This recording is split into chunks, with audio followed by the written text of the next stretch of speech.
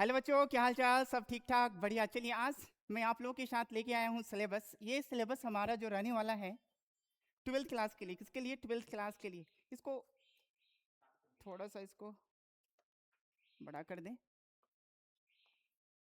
ये 12th class के लिए सिलेबस है आपका, और इस सिलेबस को आज हम लोग सही से अंडरस्टैंड करने वाले हैं और सही तरीके से समझने वाले हैं। तो सभी बच्चे तैयार हो जाइए। जो भी बच्चे बिहार बोर्ड के लिए है, अगर 2027 में आप एग्जाम देने वाले हैं तो ये सिलेबस आपके लिए बहुत ही ज़्यादा इम्पोर्टेंट है।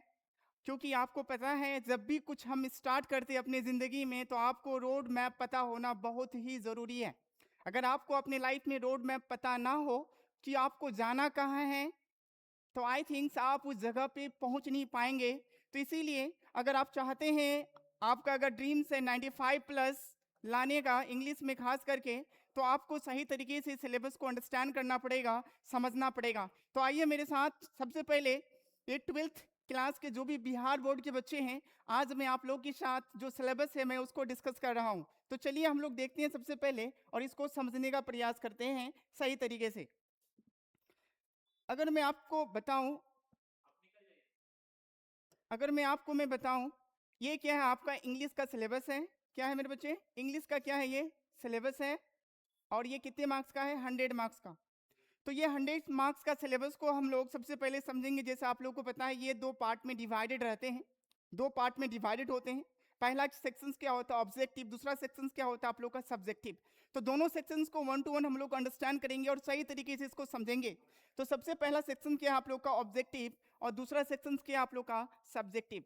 देखिए मेरे बच्चे, दोनों में क्या होते हैं, 50 मार्क्स के क्वेश्चंस रहते हैं। इसमें भी 50 मार्क्स के रहते हैं, और आपके टोटल मार्क्स 100 रहते हैं।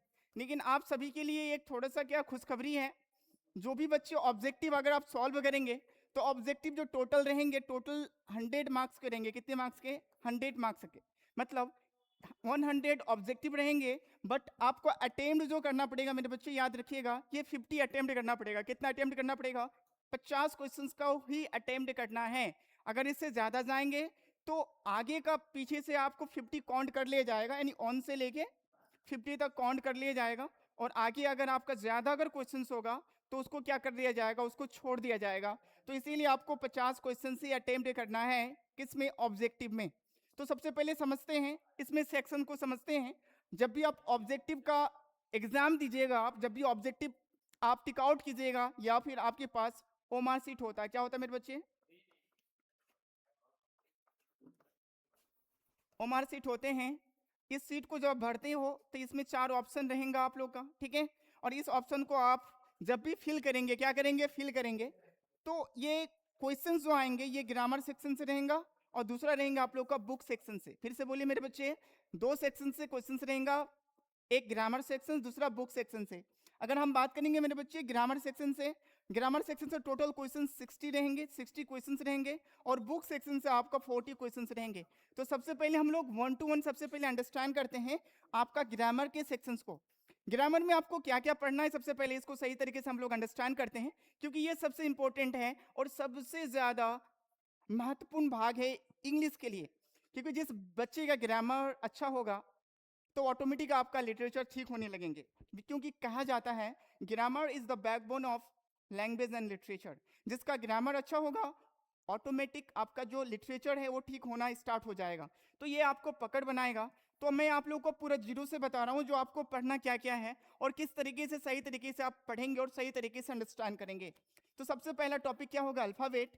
अल्फाबेट के बाद क्या पढ़ेंगे हम लोग? लेटर। फिर पढ़ेंगे हम लोग वर्ड्स क्या होता है। फिर सेंटेंस पढ़ेंगे। किसको पढ़ेंगे? सेंटेंस। फिर पार्ट्स ऑफ सेंटेंस। क्या होता है पार्ट्स ऑफ सेंटेंस? उन सारे पार्ट्स को डिस्कस करेंगे। फिर पढ़ेंगे हम लोग काइंड्स ऑफ सेंटेंस के बारे में, आर्टिकल डिटरमाइनर्स, क्योंकि यहाँ पे आर्टिकल डिटरमाइनर्स के बारे में भी हम डिस्कस करेंगे। फिर नाउन आएगा, प्रोनाउन आएगा, वर्ब, टाइम एंड टेंस आएगा, मॉडल्स जो भी पढ़ेंगे, बहुत इंपॉर्टेंट पार्ट होते हैं आपके वर्ब के पॉइंट ऑफ व्यू से। एडजेक्टिव पढ़ेंगे, एडवर्ब पढ़ेंगे, एडजेक्टिव पढ़ेंगे, क्वेश्चन टैग है आपका, वॉइस पढ़ेंगे, वॉइस में एक्टिव एंड पैसिव दोनों को सही तरीके से पढ़ेंगे, नरेशन को पढ़ेंगे, स्पेलिंग टेस्ट है, उसके बाद सेनोनिम्स है, एंटोनिम्स है आपका, बहुत इंपॉर्टेंट चीजें हैं। इन सारी चीज को आपको सही से अंडरस्टैंड करना पड़ेगा। कंबाइंड सेंटेंसेस आएगा, आपके एग्जाम में पूछा जाता है। करेक्ट सेंटेंसेस आते हैं, वन वर्ड सब्स्टिट्यूशंस भी आपके एग्जाम में पूछे जाते हैं, इस बात को याद रखिएगा। इडियम्स एंड फ्रेजेस पूछे जाते हैं, और पार्ट्स ऑफ स्पीच को आपको फिर से एक बार रिवीजन करवा दिया जाएगा, क्योंकि यहाँ पे मैं आपको एक बार कवर करवा दूंगा, फिर से एक बार आपको सही तरीके से अच्छे तरीके से रिवीजन करवा दिया जाएगा।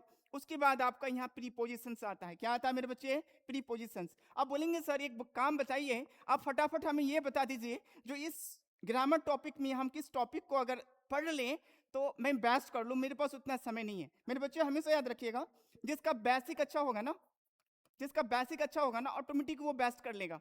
तो सबसे पहले आप बेस्ट से पहले अपने आप बेसिक को स्ट्रॉन्ग करने के ऊपर थोड़ा सा ध्यान दीजिए, आप ऑटोमेटिक बेस्ट करेंगे। और मैं आपसे वादा करता हूं, अगर आप सही तरीके से इसमें फोकस्ड होकर सही से स्टडी करेंगे, ये आपके लिए इनफ है। इनफ है, इनफ मतलब आप इस टॉपिक को अगर सही तरीके से ग्रामर में स्टडी कर लेते हैं तो आई थिंक आप ग्रामर में बेस्ट करने वाले हैं, ये मेरा आपसे वादा है। तो आई होप आपको समझ में आ गया होगा। इन सारे क्वेश्चन से आपको 60 क्वेश्चंस पूछे जाएंगे, but you have to attempt only 50। तो 50 करना पड़ेगा। तो अगर ग्रामर अच्छा हो जाएगा तो ऑटोमेटिक आप ग्रामर से ही 50 क्वेश्चन अटेम्प्ट कर सकते हो। आपके पास एक्स्ट्रा रहेगा ऑप्शंस के, आपके पास बुक का भी है। किसका है मेरे बच्चे? बुक का। तो बुक का भी आपके पास ऑप्शन है, तो आप और बेस्ट कर सकते हो। तो कैसे करोगे? ध्यान दीजिए मेरे पास फटाफट। बुक में मेरे बच्चे जो कवर किया गया है, क्या क्या कवर किया है, इसको समझते हैं।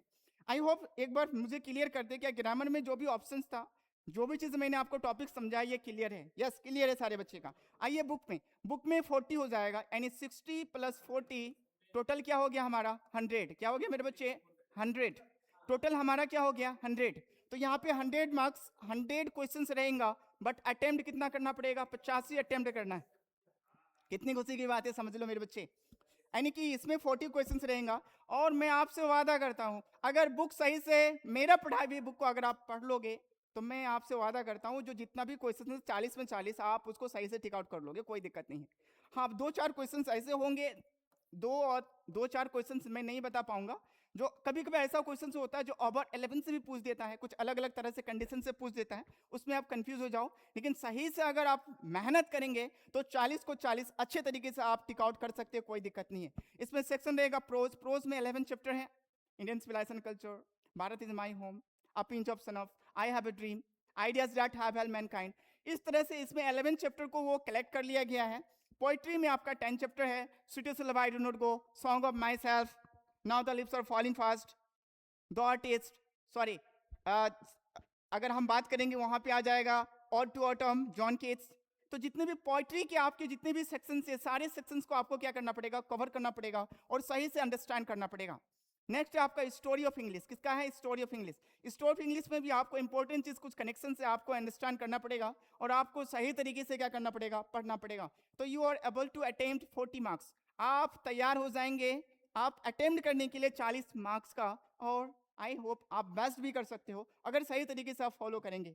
तो आई होप यहाँ तक आपका क्लियर होगा। तो ये था आपका ग्रामर का। किसका था? ग्रामर और बुक। और ये ऑब्जेक्टिव सेक्शन जो था 50 क्वेश्चन, आप किस तरह से आप अचीव कर सकते हो, प्राप्त कर सकते हो, मैं इन सारे चीज को मैंने आपको बताया। तो 1 to 1 सही तरीके से इसको फॉलो करना पड़ेगा। अभी अगर हम बात करेंगे किसी बच्चे को अगर बताएंगे, अब आते हैं हम लोग सब्जेक्टिव सेक्शन में। किस में आते हैं? सब्जेक्टिव सेक्शन में। अगर सब्जेक्टिव सेक्शन में अगर हम बात करेंगे, अगर सब्जेक्टिव सेक्शन में अगर हम बात करेंगे यहाँ पे, तो सब्जेक्टिव सेक्शन में क्या आता है? इसमें भी आपको 50 क्वेश्चंस रहेगा। कितना क्वेश्चन रहेगा? 50 क्वेश्चंस। और 50 क्वेश्चंस में आपको कितना 50 बनाना पड़ेगा। इसमें भी आपको और ऑप्शंस रहता है, अलग अलग तरीके से कनेक्शन से। किस में रहता है मैं वो भी आपको बता देता हूँ। जब आप इसको बनाना स्टार्ट करोगे 1 से लेके 7 तक रहेगा। कितना तक? 7 तक। फर्स्ट में आपका रहेगा ऐसे। अगर ऐसे बोलेंगे 8 मार्क्स का आपको पूछा जाता है। कितने मार्क्स का? 8 मार्क्स का। और ऐसे जो होता है वो करेंट होता है, वो किसी चीज के ऊपर भी पूछ सकता है, आपको लिखना पड़ेगा सही तरीके से। और ये ऐसे जो पूछा जाता है एग्जाम में, ये करंट होता है, और करंट किसी के ऊपर भी आपको पूछ सकता है। अगर आपको ग्रामर अच्छा होगा तो ऑटोमेटिक ऐसे आप बना बना के वर्ड्स कंबाइन करके आप उसको लिख लोगे, और ये 8 मार्क्स का पूछा जाता है। देखो, एक्सप्लेनेशन प्रोज से 4 मार्क्स का पूछा जाता है। जब आप प्रोज का 11 चैप्टर को 1 to 1 सही से स्टडी करोगे तो ऑटोमेटिक आपका जो एक्सप्लेनेशन है मेरे बच्चे ठीक होने लगेगा। उसमें लाइन उठा के आपको पूछ देता है, बताइए लाइन्स कहाँ से लिया गया है, किससे लिया गया है। अभी उस तरह का मेरे पास सिस्टमैटिक आपको मैं बता पाता, ठीक है। जो किस तरह से क्वेश्चंस उठा के पूछता है या वर्ड्स पूछा जाता है, ये कनेक्शंस होना जरूरी था। पोइट्री से भी सेम होता है, किससे होता है? 4 मार्क्स का पूछा जाता है। पोइट्री से भी 4 मार्क्स का पूछा जाता है। किस तरह से पूछा जाता है उसके बारे में यहाँ पे बात किया गया है। लेटर राइटिंग आती है 5 मार्क्स का। कितने मार्क्स का? 5 मार्क्स का। आपको लेटर राइटिंग लिखने बोलेंगे, उसमें भी ऑप्शन डबल रहते हैं और इसमें डबल रहते हैं। आप 2 लेटर रहते हैं, एक में से एक आपको लिखना पड़ेगा, 5 मार्क्स। शॉर्ट क्वेश्चन रहते हैं और शॉर्ट क्वेश्चन प्रोज, पोइट्री और हिस्ट्री ऑफ इंग्लिश से 10 क्वेश्चन निकाला जाता है, जिसमें से 5 का आंसर देना पड़ेगा आपको। 2 मार्क्स का क्वेश्चन पूछा जाता है। उसके बाद यहाँ पे समरी रहता है आपका। समरी में आपका 5 मार्क्स का समरी रहता है। ये प्रोज से भी रहते हैं और पोइट्री से भी रहते हैं। आप जिससे भी आप लिखना चाहते हो आप लिख सकते हो, कोई दिक्कत नहीं है। राइटर्स नाम मैचिंग रहते हैं 10 मार्क्स का। प्रोज से रहेंगे राइटर्स का नाम, पोइट्री से भी रहेंगे 10 मार्क्स का। उसके बाद आता है आपका पैसेज। पैसेज रहते हैं आपके 4 मार्क्स के। कितना रहते हैं? 4 मार्क्स के। तो उसके बाद स्टोरी ऑफ इंग्लिश से जो क्वेश्चंस रहते हैं आपका, स्टोरी ऑफ इंग्लिश के बारे में अगर हम बात करेंगे, स्टोरी ऑफ इंग्लिश से जो क्वेश्चंस रहते हैं, ये क्वेश्चंस आप उसको बना सकते हो। जब स्टोरी ऑफ इंग्लिश पढ़ोगे तो ऑटोमेटिक आप बनाने के लिए एलिजिबल हो जाओगे। ट्रांसलेशन रहते हैं आपका 5 मार्क्स का। समरी रहते हैं आपका। समरी आप दोनों तरह से बना सकते हो, प्रोज से बनाओ या पोइट्री से बनाओ। तो ये सारे जो हमारे वर्ड्स थे या बातें थे, ये सब्जेक्टिव को लेके थे। और सब्जेक्टिव आपका तभी मेरे बच्चे अच्छे होंगे जब आप सही तरीके से क्या करेंगे, बुक को पढ़ेंगे, तभी आपका सब्जेक्टिव सॉल्व होगा। और नहीं पढ़ेंगे तो सब्जेक्टिव आपका फिर अच्छा नहीं जा पाएगा, क्योंकि उसमें कुछ कनेक्शन से बुक को सही से स्टडी करना ही पड़ेगा। अगर बुक सही से कर लेते हैं तो 40 मार्क्स और सब्जेक्टिव आपका बेस्ट होने वाला, याद रखिएगा। और ग्रामर तो पढ़ना ही पड़ेगा। अगर अच्छा मार्क्स लेके आना चाहते हैं तो सही तरीके से, विदाउट ग्रामर का इस क्वाइट डिफिकल्ट है जो आप अच्छा मार्क्स अचीव कर ले या फिर गेन कर ले। तो आई होप आप समझ गए होंगे मैं आपको क्या बता रहा था। यह हमारा सिलेबस था 12th क्लास का, और इसी सिलेबस के अकॉर्डिंग हम लोग स्टडी करेंगे और आने वाले जितने भी क्लास होगा हम अपने सिलेबस के अकॉर्डिंग ही लेंगे। तो आई होप आप क्लियर हैं। तो आज के लिए इतना ही, फिर मिलते हैं नेक्स्ट क्लास। जाते जाते एक शायरी याद आ गया, हमें बता देते हैं।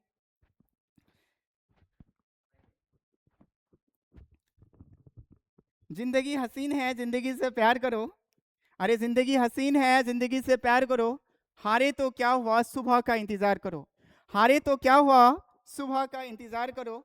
अरे मुश्किलें तो लाती है इम्तिहान, अरे मुश्किलें तो लाती है इम्तिहान, पर अपने तकदीर से ज्यादा अपने मेहनत पे विश्वास करो, अपने मेहनत पे विश्वास करो। चलिए मिलते हैं नेक्स्ट क्लास।